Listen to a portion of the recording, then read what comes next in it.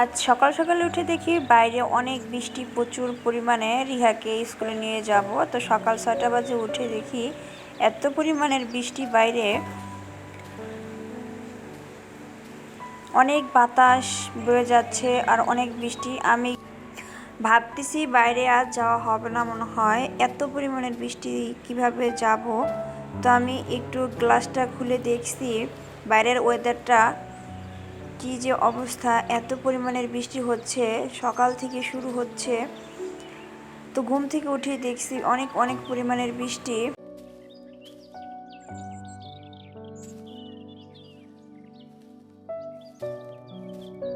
এই যে বাইরের আকাশটা একেবারে কালো হয়ে যাচ্ছে।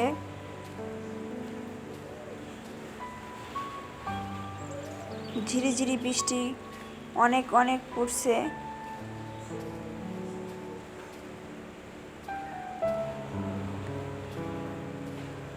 তো গ্লাস খুলে রাখা যায় না, গ্লাসটা আমি লাগিয়ে দিলাম। আসসালামু আলাইকুম। তো আমি সকালে একটা শরবত বানিয়ে খাই সব সময়, প্রতিদিন। তো আমি 2 টেবিল চামচ চিয়া সিড দিয়ে তো একটা শরবত বানিয়ে নিছি। 10 মিনিট এটা ভিজিয়ে রাখবো। তো এটাতে আমি কোনো চিনি বা গুড় অ্যাড করি না। তো সকাল সকাল ভাবলাম কি রান্না করব, তো বাইরে বৃষ্টি হচ্ছে, কিছু একটা করি। ভাবছিলাম খিচুড়ি রান্না করব, তো মসুর ডালটা ছিল না, তো এজন্য আমি খিচুড়িটা রান্না করি নাই। এখন মাথায় একটা আইডিয়া আসলো যে বউভাত রান্না করব আর ভর্তা বানাবো সাথে। তো আজ বাইরে যাওয়া হবে না, স্কুলে যাওয়া হবে না, এজন্য বাসায় আসি, ছুটি আস। তো 3 কাপ পরিমাণ আমি আতপ চাল নিয়ে নিছি, ভালো করে কষলি এটা ধুয়ে নিচ্ছি। তো আরেকটা চাল আছে খুদের চাল, যে আমাদের চালটা যখন ঝাড়ি তখন একটা খুদের চাল বের হয়, যে বা এটা কিনতেও পাওয়া যায় বাইরে। আমাদের দেশে যখন চালটা মেশিনে ভাঙায় তখনকার এটা আলাদা হয়, 2টা চাল। তো ছোট চাল ওটা দিয়ে এটা রান্না করা হয়, বেশি মজা হয় ওইটাতে। তো আমি এখন আমার কাছে হাতের কাছে ছিল না, এজন্য আমি রান্না করে নিলাম আতপ চাল দিয়ে। এখানে শুকনো মরিচ কয়েকটা দিয়ে, রসুন বেশি করে দিছি, পেঁয়াজ কুচি, 3টা কাঁচামরিচ ফালি দিয়ে ভালো করে নরম করে নিচ্ছি। আমি বেশি ঝাল দেব না, তো ভর্তা বানাবো ঝাল করে, এজন্য।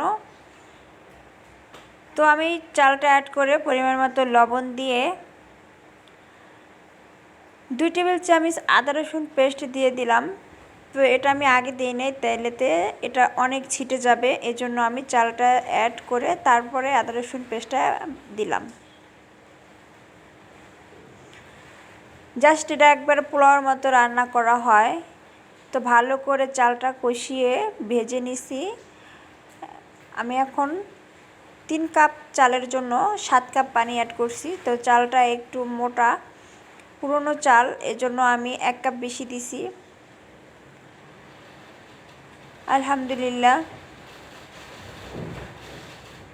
আমি এখন ঢেকে দেব, ঢেকে রান্না করব এটা আমি।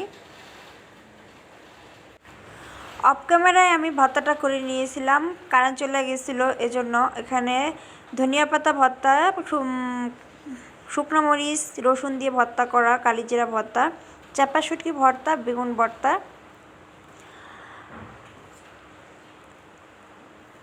এই তো আলহামদুলিল্লাহ আমার খাবার রেডি। এখন আমি বাচ্চাদের খাওয়াই দিচ্ছি। তো আবজার বাচ্চাদের ডিম ছাড়া খাবে না, তো আমি একটা ডিম ভেজে নিচ্ছি, চাইলে আপনারা ডিম দিয়েও খেতে পারেন। তো আলহামদুলিল্লাহ আমরা সকলেই সকালের নাস্তা শেষ করছি। তো একটু রেস্ট নিয়ে এখন আমি একটা পাকোড়া বানাবো, পাতাকপির পাকোড়া। তো আমার মেয়ের আবদার। তো বাচ্চারা যখন একটা কিছু মা বাবার কাছে আবদার করে তখন এটা রাখার জন্য চেষ্টা করে। তো ভাবলাম আজকে ছুটি, তাহলে কি করব। তো ছুটি তো স্কুল থেকে দেয় নাই, আমরা নিজেরাই ছুটি এখন। তো কি করার, বৃষ্টির জন্য বের হতে পারি নাই, অনেক প্রচুর পরিমাণের বৃষ্টি। তো আমি এখন পেঁয়াজ কেটে নিচ্ছি, আমি ধনিয়া পাতা, কাঁচামরিচ, গাজর কেটে নিচ্ছি আর পেঁয়াজ কেটে নিচ্ছি।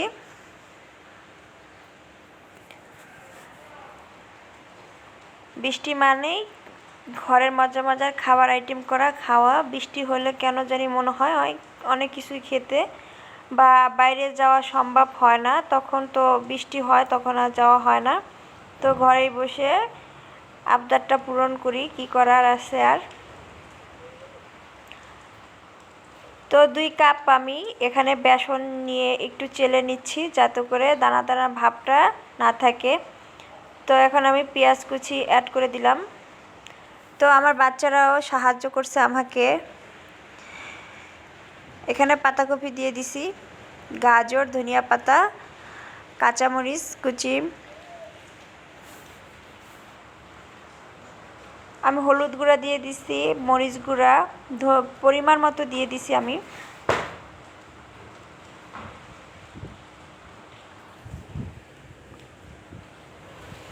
তো লবণ দিলাম পরিমাণ মতো, ধনিয়া গুঁড়া দিয়ে দিছি। আমি একটু টমেটো সস দিয়ে দিব। তো এটা একটু ফ্লেভারের জন্য আমার কাছে মনে হয় সসটা দিলে ভালো লাগে আমার কাছে। আপনারা চাইলে অ্যাভয়েড করতে। দিয়ে দিলাম সয়া সস হাফ টেবিল চামচ পরিমাণ মতো।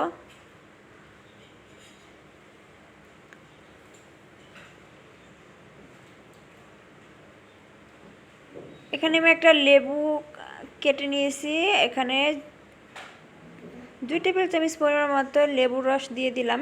তো হাত দিয়ে চেপে আমি রসটা বের করে নিচ্ছি।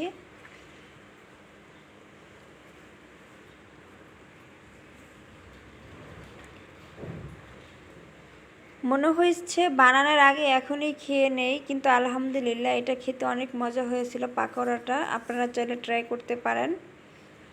তো এটা আমি একটু মেখে নেব।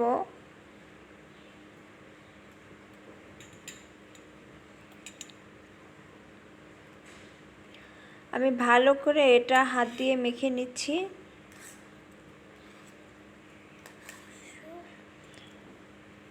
এই তো আমার মাখানো হয়ে গেছে, এখন আমি এটা ভেজে নেব।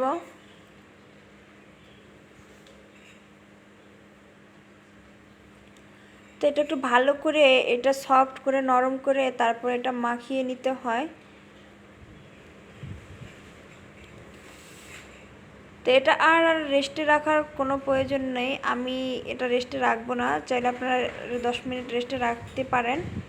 তো আমি এখন একটা ফ্রাই প্যান নিয়ে নিচ্ছি, এতে করে তেলটা গরম করে নিচ্ছি। তো আমি এখন পাকোড়াটা ভেজে নেব।